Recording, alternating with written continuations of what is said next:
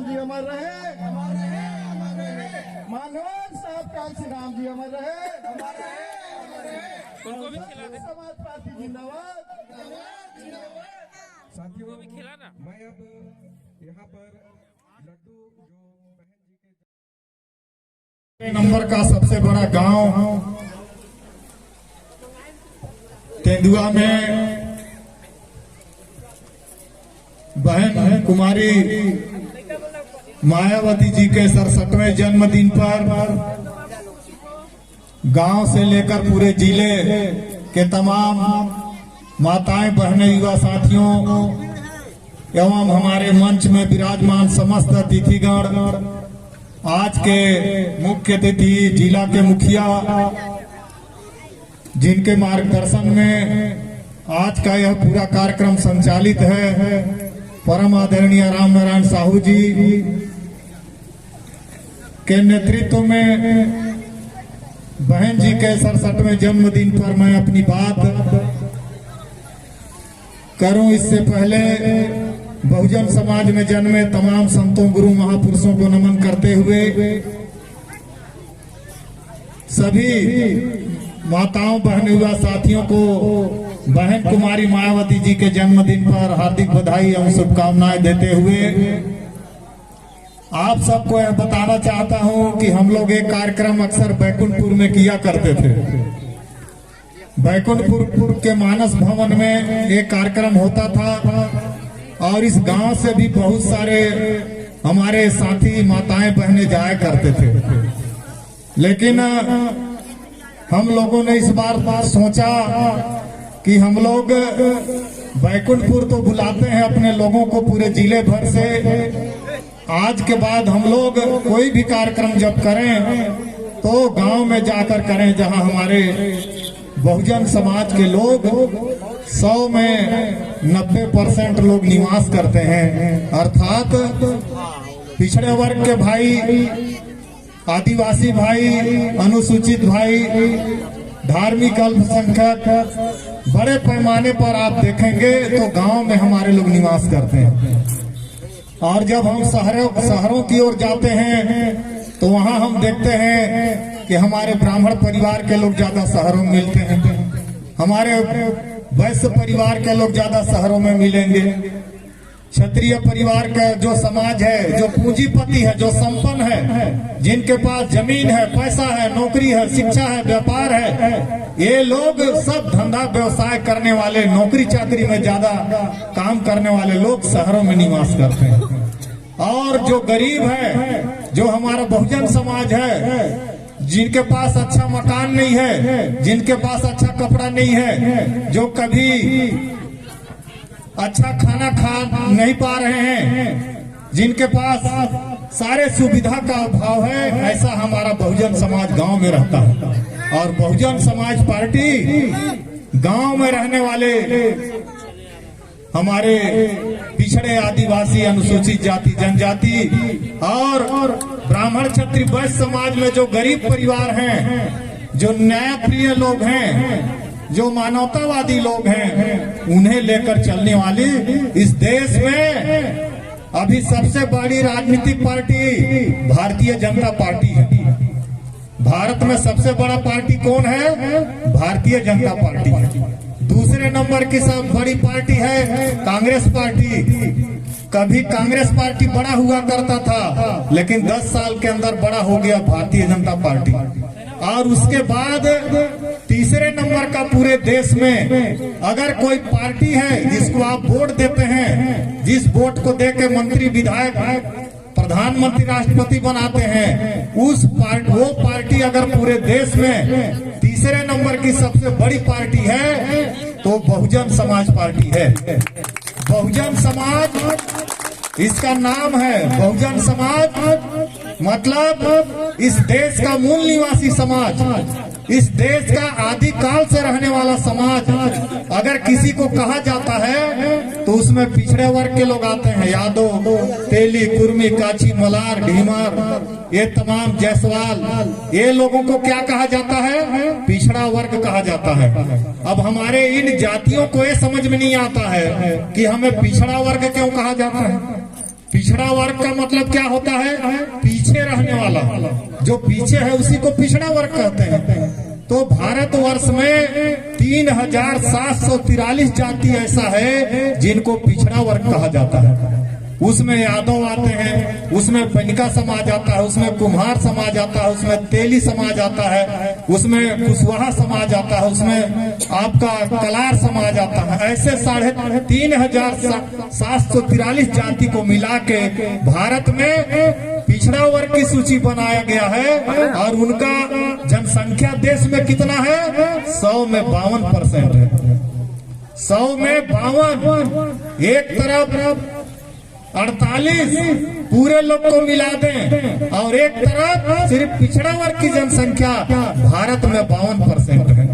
उसी तरह जो अनुसूचित जाति के लोग हैं, जिसको आप रविदास, सूर्यवंशी, सतनामी, गाड़ा, घसिया के नाम से जानते हैं, उनकी जनसंख्या देश में कितना है? 100 में 15% है। 1500 जाति को मिला दें तो ये 15% होते हैं।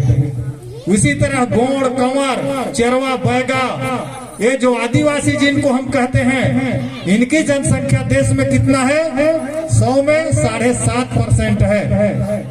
100 में 7.5% है। तो इनका 1000 जाति को मिलाते हैं जब हम लोग, तो आदिवासी बनता है। उसी तरह सिख हैं, ईसाई हैं, मुसलमान हैं, इनको अगर हम गिने तो इनका आबादी कितना है देश में? 100 में 10% है। इनका भी 100 में 10% आबादी है। और ये आदिवासी, पिछड़ा वर्ग, सिख, ईसाई, मुस्लिम, बौद्ध, पारसी, गाड़ा, घसिया, सूर्यवंशी, सतनामी को जोड़ते हैं तो ये सारे लोग को मिला के कितना हो जाता है? 100 में 85 हो जाता है। 100 में 85 लोगों को क्या कहा जाता है? बहुजन, मतलब बहुत बड़ा समाज। बहुत बड़े समाज की पार्टी इस देश में नहीं था।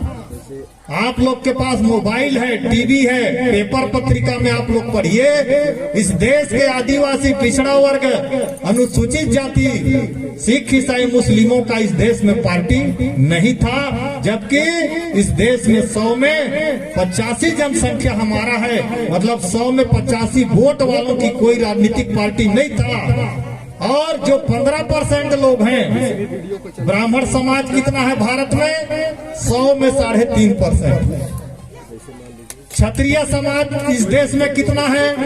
5.5%। और बनिया परिवार इस देश में कितना है? 6%। इन तीनों को मिलाते हैं तो ये 15% होते हैं। तो इनकी पार्टी बहुत सारा है भारत में। कांग्रेस पार्टी इन्हीं का, भारतीय जनता पार्टी इन्हीं का, आम आदमी पार्टी इन्हीं का, तृणमूल कांग्रेस ममता बनर्जी का इन्हीं का।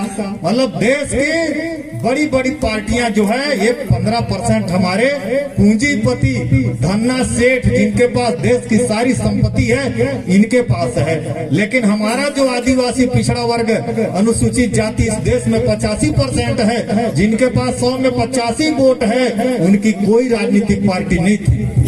1984 में पूरे पिछड़े वर्ग के हमारे लोग, पूरे आदिवासी समाज के लोग, सिख, ईसाई, मुस्लिम, बौद्ध, पारसी के लोग और गाड़ा, घसिया, सूर्यवंशी, सतनामी के पढ़े लिखे लोग एक दिन दिल्ली में बैठ के विचार किए कि भाई वोट हमारा है, लेकिन हमारे पास कोई राजनीतिक दल नहीं है। हमारे लोग वोट तो देते हैं, लेकिन ये उन भाजपा और कांग्रेस पार्टी को वोट देते हैं और इनका पैसा लगता है, इनका गाड़ी लगता है, इनका दारू मुर्गा लगता है। और हमारा आदमी, कोई लोग टिकट दे देता है। हमारे लोगों को कांग्रेस, बीजेपी पिछड़ा वर्ग को टिकट दे देगा, आदिवासी को टिकट दे देगा, और ये लोगों को बोलता है कि टिकट लो और 2-3-4 ट्रक दारू भी ले जाओ हमारे, क्योंकि दारू तो कोई पिछड़ा वर्ग के पास भट्टी है नहीं, न उसका ठेकेदार है। कपड़ा जितना हम लोग अभी पहने हैं वो किसी कोस्टा, देवांगन, रजवाड़े, किसी आदिवासी पिछड़ा वर्ग के पास कोई फैक्ट्री कपड़े का है नहीं। तमाम जो आज जितना इस देश का, चाहे लोहे का फैक्ट्री हो, तांबा, शीशा, जितना भी फैक्ट्री है, ये सिर्फ इस देश में ब्राह्मण, क्षत्रिय, वैश्य परिवार के पास है। और यही लोग हमारे लोगों को पार्टी बना लिए और पार्टी बना के टिकट हमारे लोग को देते हैं कि भैया लाल रजवाड़े जी आप बैकुंठपुर से चुनाव लड़िए। तो चुनाव लड़ने में कितना खर्चा आता है? लगभग 2 करोड़ 2.5 करोड़ लगता है बैकुंठपुर विधानसभा का विधायक का चुनाव लड़ने के लिए। तो जब हमारे लोग चुनाव लड़ते हैं तो इनके पास इतना पैसा कहां से आता है? 200-300 गाड़ी चलता है और चांदी बिछिया पायल साड़ी ब्लाउज सब बांटते हैं लोग। दारू मुर्गा का तो कोई ठिकाना नहीं। तो ये पैसा कोई रजवाड़ समाज के पास है इतना अमीर? अभी रजवाड़े जी भी हमारे बीच में हमारे जिला कमेटी के हैं। कुम्हार समाज का हमारा दयाराम प्रजापति जी हैं, चरवा समाज के नवडीहा जी हैं, साहू समाज हमारे साथ है, सब समाज यहाँ है। पूछिए तो इनको पैसा जो है भाजपा कांग्रेस के लोग इनको पैसा भी देता है, टिकट भी देता है, दारू मुर्गा बकरा सारा साधन दे देता है कि जाओ और अपने समाज के लोगों को बोलो कि मैं तोर समाज के हूँ, मैं तोर जाति के लागो, मैं तोर धर्म के लागो, ये दारमोही के देख लिया। और हमारा जो बहुजन समाज है अपना आदमी समझ के हम लोग वोट तो दे देते हैं, लेकिन 5 साल में जिसको मंत्री बना दिए, विधायक बना दिए, उसके पास गाड़ी आ जाता है, बंगला आ जाता है, पैसा आ जाता है, फैक्ट्री बना लेता है वो। लेकिन जो वोट देने वाला समाज है वो आज ज्यों का त्यों है। आज भी उसके पास न अच्छा खाना है, न अच्छा कपड़ा है, न उसके पास गाड़ी है, न उसके पास बंगला है। तो बाबा साहब अम्बेडकर ये आप लोग देख लीजिए क्या है भारत का संविधान। भारत जो देश है हमारा 134 करोड़ यहाँ हम लोग रहते हैं। तो 134 करोड़ लोगों का पूरा जितना भी जीवन है वो किससे चलता है? इस संविधान से चलता है। देश का जो संविधान है ये इससे चलता है। यही आपको रोड बनवाता है, यही आपको नौकरी देता है, यही आपको शिक्षा देता है, यही आपको रोजगार देता है, यही आपको जमीन देता है। इसी संविधान में बाबा साहब अम्बेडकर पिछड़े वर्ग के लिए, आदिवासियों के लिए, अनुसूचित जाति के लिए, अनुसूचित जनजाति के लिए, ब्राह्मण क्षत्रिय वैश्य परिवार के लिए, महिलाओं के लिए, पुरुषों के लिए, युवाओं के लिए, तमाम इस भारतवर्ष में रहने वाले सभी नागरिकों के लिए बाबा साहब ने इस देश का संविधान बना के इसके कानून बना दिया। और इस कानून में क्या लिखा गया है? जितनी जिसकी संख्या भारी उतना उसको हिस्सेदारी। बाबा साहब ने क्या लिखा इस संविधान में कि अगर एक बाप के 4 बेटे हैं और बाप के पास 4 एकड़ जमीन है तो बाप चारों बेटों को बराबर जमीन बांटेगा कि नहीं बांटेगा? बहनों को भी बांटने का अधिकार बाबा साहब ने दे दिया इसमें कि अगर कोई 4 भाई हैं, एक बाप के और 2 बहन हैं, तो पिताजी चाहे अगर बहन चाहती है तो वो भी अपने भाई के जमीन में हिस्सा ले सकती है। ऐसा इस देश का कानून कहता है।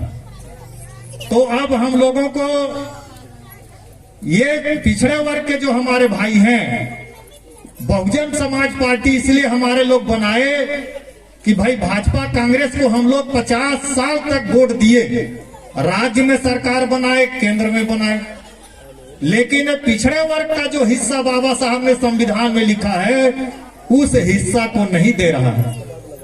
आदिवासियों का हिस्सा नहीं दे रहा है, अनुसूचित जाति का हिस्सा नहीं दे रहा है, सिख ईसाई मुस्लिम बौद्ध पारसी जो समाज है उनका हिस्सा नहीं दे रहा है।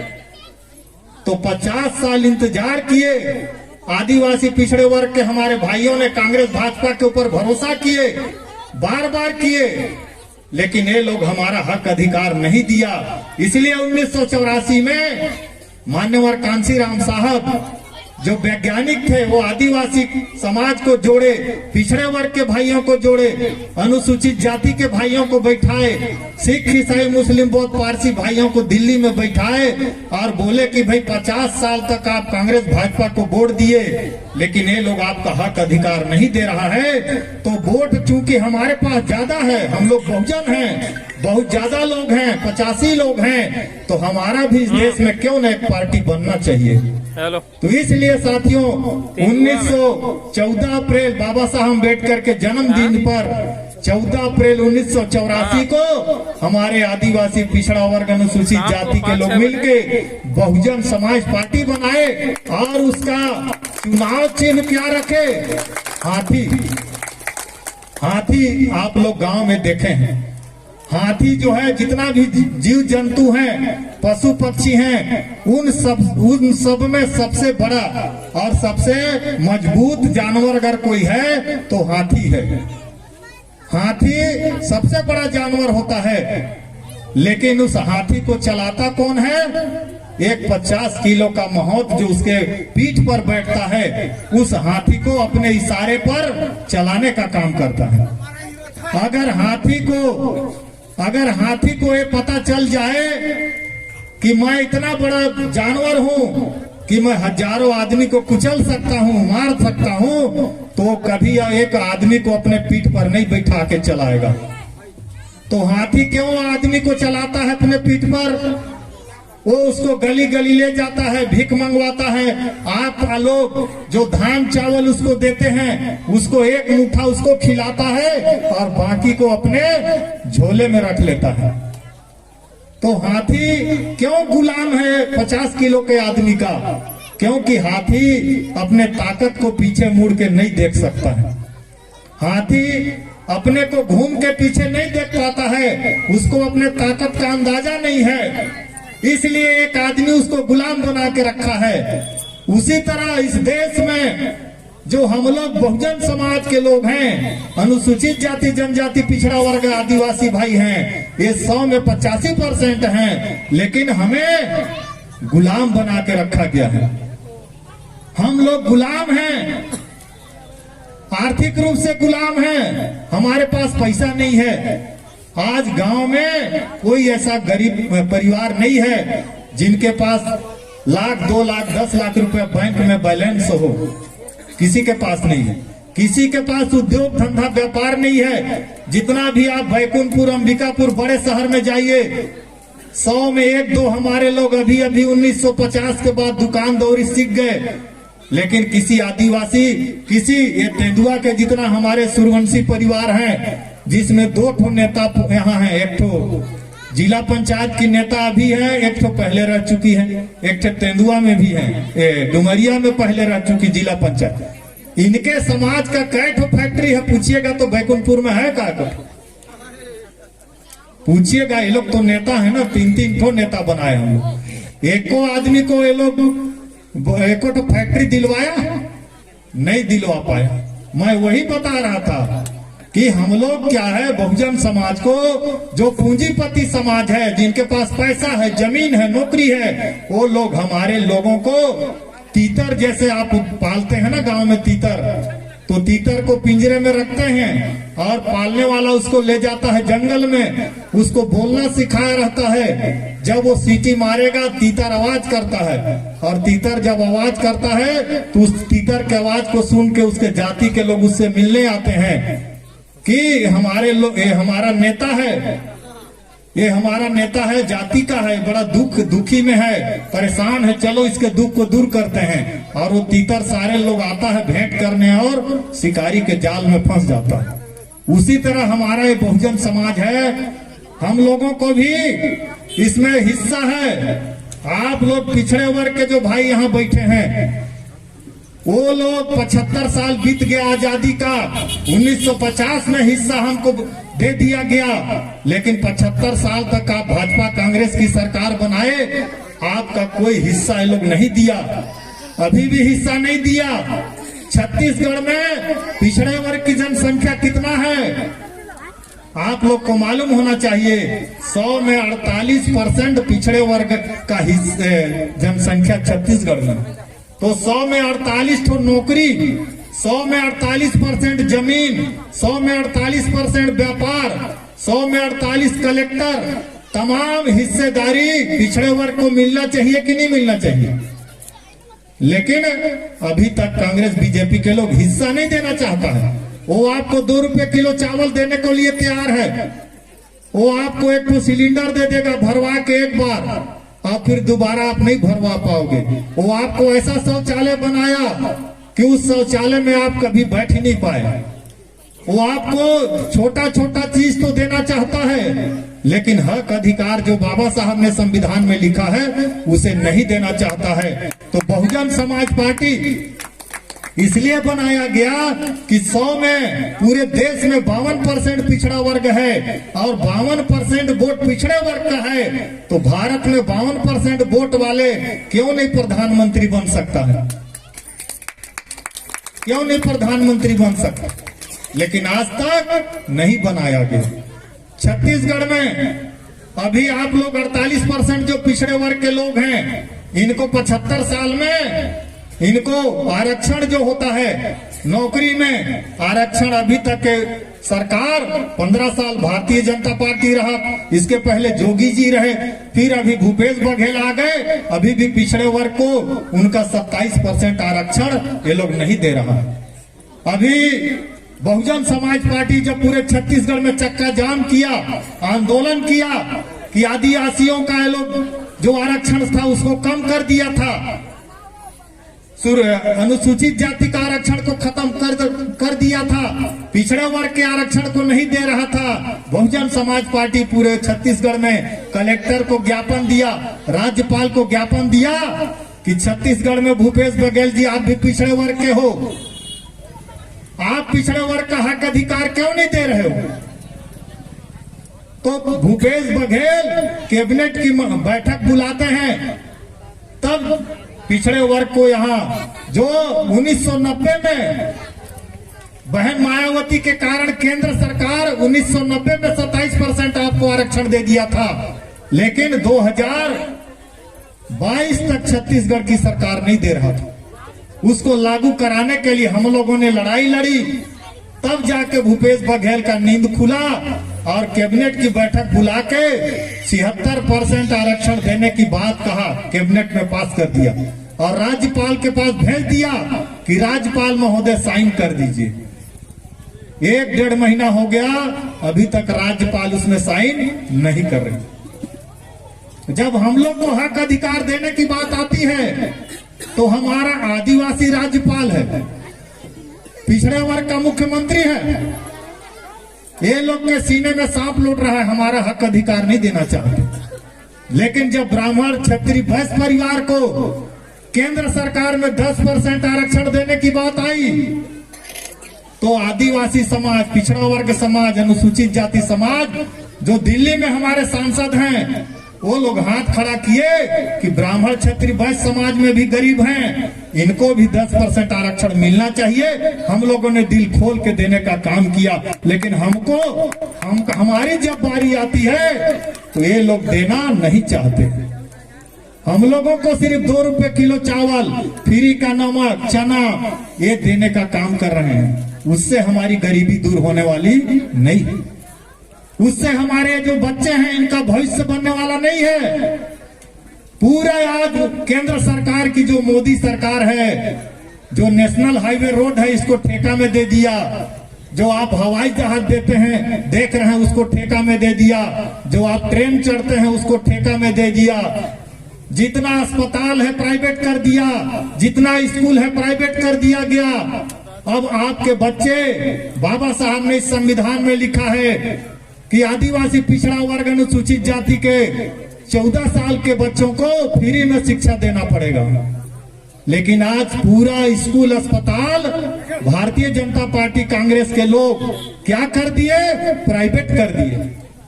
प्राइवेट में आप जा रहे हो तो जहां पर आपको फ्री में शिक्षा मिलता, अब आपके बच्चे के पीछे आपको पैसा लगाना पड़ रहा है। इस तरह हमको खत्म किया जा रहा है।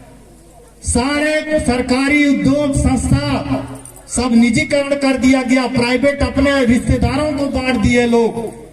हमारा आदिवासी पिछड़ा वर्ग के पास तो इतना पैसा नहीं है कि पूरा नेशनल हाईवे का ठेका लेगा। तो ये सारे केंद्र की सरकार और राज्य सरकार मिलके पूरे सरकारी संस्था बेच दिए।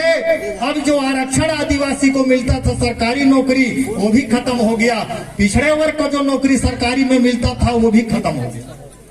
अब हमारे लोगों को जो हक अधिकार बाबा साहब ने दिया था कि 10 साल के अंदर, ये संविधान कहता है कि 10 साल के अंदर 1950 में लागू हुआ और 1960 तक बाबा साहब अम्बेडकर ने लिखा कि 10 साल के अंदर पिछड़े वर्ग को, आदिवासी को, अनुसूचित जाति को उनका हिस्सा नौकरी का देके और नौकरी में आरक्षण खत्म कर दीजिए।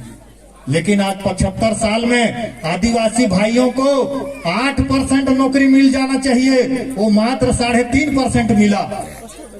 15% सूर्यवंशी सतरामी और जो अनुसूचित जाति हैं, इनको 15% नौकरी मिल जाना चाहिए, उनको मात्र 6% मिला। और पिछड़े वर्ग के भाइयों का आज पूरा आंकड़ा अगर आप देखेंगे तो साथियों 40 साल पीछे आदिवासी और अनुसूचित जाति से भी पीछे 40 साल पिछड़े वर्ग के भाई हैं। इतना पीछे हैं नौकरी में, शिक्षा में, व्यापार में।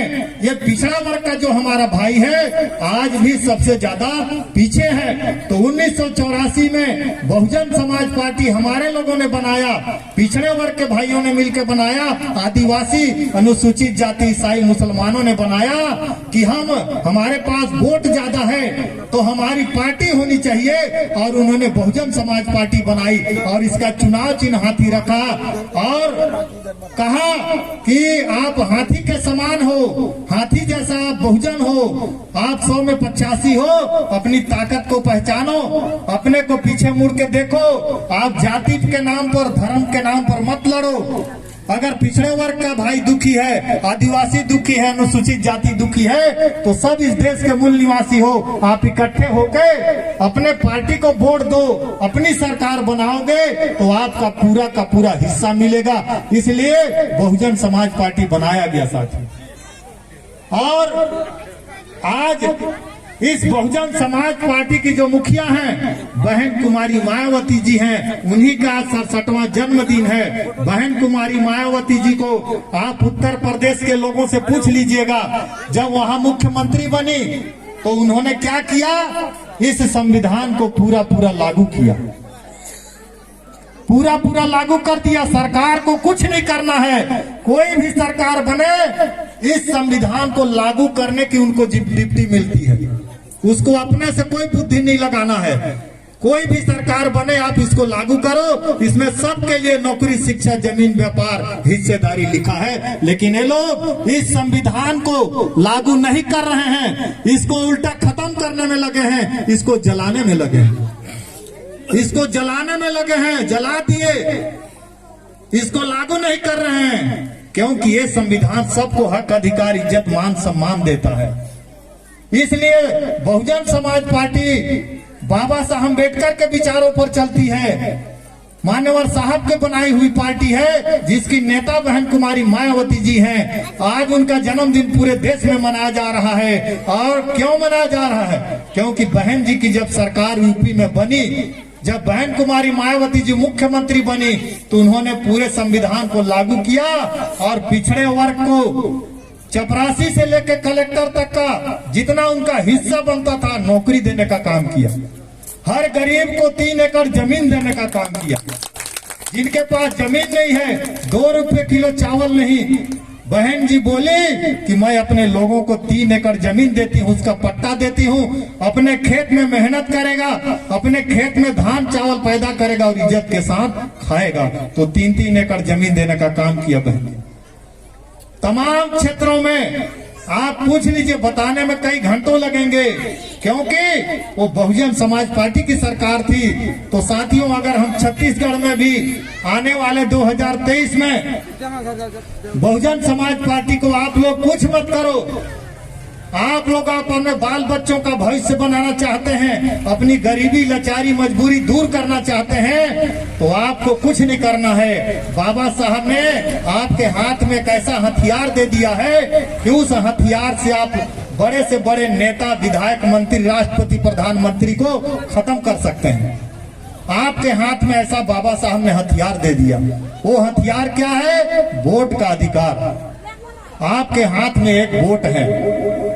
आपको 5 साल में आप कुछ भी करिए, 5 साल में उस वोट को चुपचाप, आप जब वोट देने जाते हैं तो 14 दिन तक भले आपके पीछे लोग लगे रहते हैं, पैर पड़ते हैं, दारू देते हैं, मुर्गा देते हैं, कपड़ा देते हैं। साथियों, उस वोट को भी कांग्रेस बीजेपी के लोग जब 1932 में लंदन में मीटिंग हुआ तो आप लोग इतिहास उठा के देखिए, यही कांग्रेस भाजपा के लोग वहां अड़ा था कि जिसके पास 10 एकड़ जमीन होगा, जिसके खाते बैंक में जिसके नाम पर पैसा होगा और जो भारत सरकार को टैक्स दे सकता है, ऐसे लोगों को वोट देने का अधिकार मिलना चाहिए। भारतीय जनता पार्टी कांग्रेस के नेता 1932 में लंदन में लड़ रहे थे, लेकिन बाबा साहब अम्बेडकर बोले कि मेरे पिछड़े समाज के भाइयों के पास न तो जमीन है, न शिक्षा है, न इनके खाते में करोड़ों रुपए पैसा है, तो ये वोट कहां से देंगे? न आदिवासी के खाते में पैसा है, न जमीन है, न अनुसूचित जाति के पैसे के भाइयों के खाते में पैसा और जमीन है। इसलिए अगर आप अंग्रेजों, अगर भारत देश को आजाद करना चाहते हो तो पहले हमें राजाओं से आजादी दिलाओ। आपको मालूम होगा हम 400 साल अंग्रेजों के गुलाम रहे।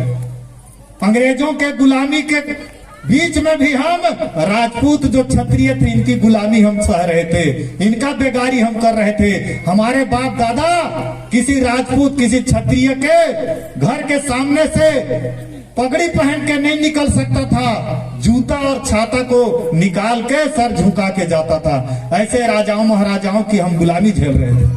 तो बाबा साहब ने कहा अंग्रेजों से कि अगर इस देश को आजाद करना चाहते हो तो सबसे पहले इस देश में 560 जो महाराजा हैं, जिनका हमारा समाज गुलामी कर रहा है, बेगारी कर रहा है, इनसे आजादी दिलाओ। इनसे आजादी दिलाने के बाद हम अंग्रेज आपकी गुलामी, आपकी आजादी चाहते हैं।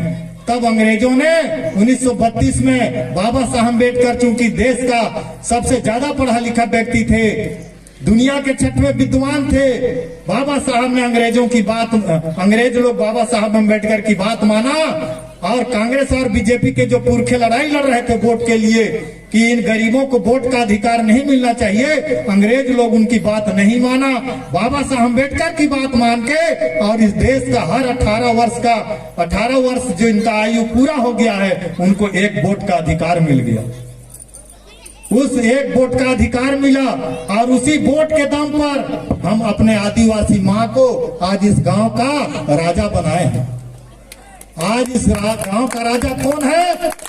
आदिवासी समाज की बहन बेटी है, सरपंच हमारी सुमित्रा, जो हमारी चाची है। उसी वोट के दम पर आप लोग लोहे के पेटी में जब आप लोग वोट डाले, उसमें पैदा होके आज गांव की राजा बन गई।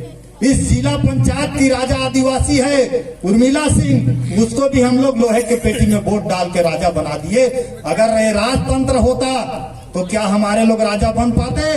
क्योंकि आदिवासियों का राज था छत्तीसगढ़ में। छत्तीसगढ़ इस प्रदेश को क्यों कहा जाता है? छत्तीसगढ़ में 36 ठो गौड़ राजाओं का राजपाट था। ये आदिवासी समाज इस छत्तीसगढ़ के राजा महाराजा हुआ करते थे। उन राजाओं महाराजाओं का राजपाट कौन छीना? टी.एस. सिंह और कोरिया कुमार के बाप दादाओं ने हमारे आदिवासियों का राजपाट छत्तीसगढ़ से छीन लिया और इन्हें गुलाम बना लिया। लेकिन बाबा साहब अम्बेडकर के कारण फिर से हमें वोट का अधिकार मिला और लोहे के पेटी में जिसका वोट ज्यादा होता है वो राजा बनता है। चाहे वो भैयालाल रजवाड़े जी हो, चाहे अंबिका सिंह देव हो, चाहे चरणदास महंत हो, ये तमाम लोग अगर राजा बनते हैं तो सिर्फ वोट के कारण बनते हैं। तो इतना बड़ा अधिकार बाबा साहब अम्बेडकर ने हमें संविधान में दिया है। तो हमारा आज बहन जी का जन्मदिन के अवसर पर हम लोग आप लोगों से निवेदन करना चाहते हैं कि 5 साल में जब आपको वोट देने का अकेले में मौका मिले, चुपचाप आप अकेले में जाके वोट देते हैं, उस समय चाहे लाखों कोई करोड़ों पैसा दे दे, साड़ी दे दे, ब्लाउज दे दे, वोट के बदले आप लोग कुछ मत लेना।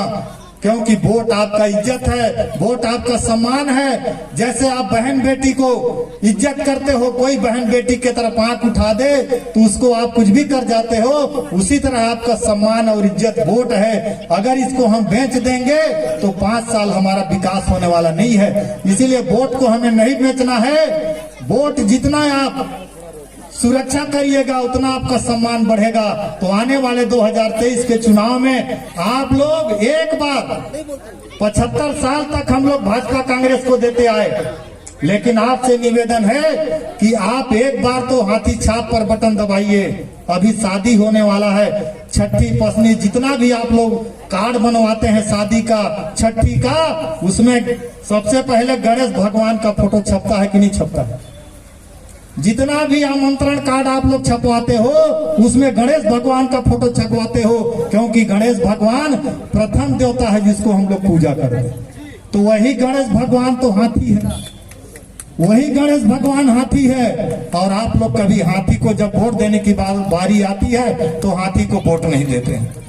तो आप लोग गणेश भगवान को अगर मानते हो, पूजा करते हो, उसके बिना फोटो, उसके बिना कोई कार्ड नहीं छपवाते हो, तो जब वोट देने की बारी आए तो उस गणेश भगवान का इज्जत और सम्मान करते हुए एक बार हाथी पर भी बटन दबा दीजिएगा। मैं दावे के साथ कहता हूं, हम लोग भी 4 बार उत्तर प्रदेश जो भारत का सबसे बड़ा राज्य है, हाथी छाप की सरकार बनाई है और बहन जी 4 बार मुख्यमंत्री रही।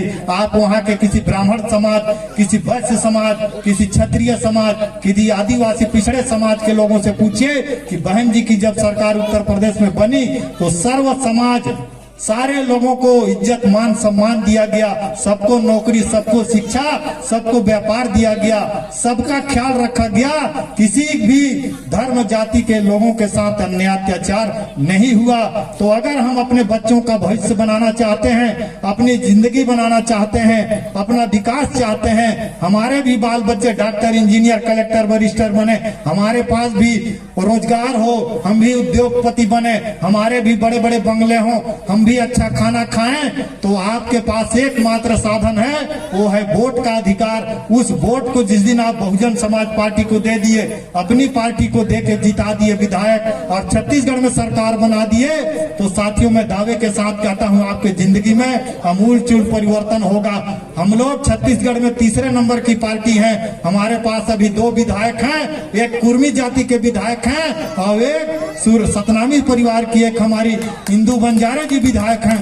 मात्र 2 विधायक हैं और ये दोनों विधायक जब जब विधानसभा का सत्र होता है, आपके लिए, पिछड़े वर्ग के लिए, इस बहुजन समाज के हक अधिकार के लिए दोनों भाई बहन मिलकर सदन में लड़ते हैं। आप लोग टीवी पर, पेपर में, सोशल मीडिया में देख सकते हैं। क्योंकि हम लोग जो 2 विधायक बनाए हैं, हमारा जो 2 विधायक है वो हम भाजपा कांग्रेस के पैसा दारू मुर्गा से नहीं बनाए हैं। हमारा जो विधायक बना है, हम लोग 1 वोट भी दिए उसको और 1 नोट भी दिए।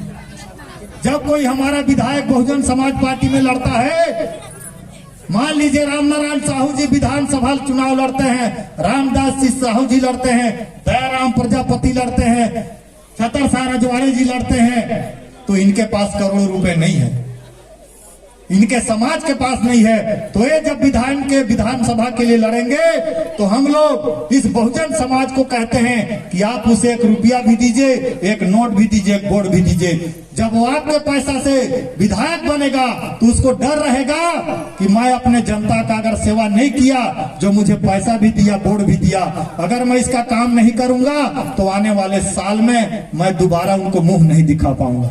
इसलिए साथियों, हमारा बहुजन समाज पार्टी 1 नोट भी देती है, वोट देके अपना 2 विधायक हम बनाए हैं। ये शेर की तरह सदन में लड़ते हैं। लेकिन बाकी जो कांग्रेस बीजेपी के विधायक वहां गए हैं, ये गुलाम लोग हैं। ये इनको तो कांग्रेस बीजेपी के वही सेठ लोग पैसा दे दिया कि जाओ तुम अपने समाज को ठगो, लूटो, झूठ बोल के विधायक बनो। और ये लोग सदन में जाके अगर लड़ते तो आदिवासियों का आरक्षण कब का मिल जाता, पिछड़े वर्ग का आरक्षण कब का मिल जाता, अनुसूचित जाति का आरक्षण कब का मिल जाता। लेकिन ये लोग वहां पर लड़ने का काम नहीं करते। गुलाम आदमी नहीं लड़ सकता। इसलिए साथियों, अब हम लोग की भी पार्टी देश में 3रे नंबर की पार्टी देश में है, छत्तीसगढ़ में 3रे नंबर की पार्टी है। हम लोग 5 साल में 1 टेबलेट खाइए, आप बिना डरे, बिना भय के, कोई दारू मुर्गा पैसा कितना दे ले लीजिए। अगर वो दे रहा है वो तो गलती कर रहा है, लेकिन बदले में आप उसको वोट मत देना। आप अपने बहुजन समाज पार्टी को वोट देके अपना विधायक बनाइए और छत्तीसगढ़ में सरकार बनाइए। आप देखेंगे कि आपके जिंदगी में 60% बदलाव आएगा। इतना धन संपत्ति, कोयला, अब कोयला, बॉक्साइट, वन, इतना संपत्ति है छत्तीसगढ़ में। पूरे देश में जो 36 ठो राज्य हैं उसमें सबसे ज्यादा अगर साधन है, पैसे, संपत्ति है, प्राकृतिक संपत्ति है, जमीन के अंदर संपत्ति है तो छत्तीसगढ़ है।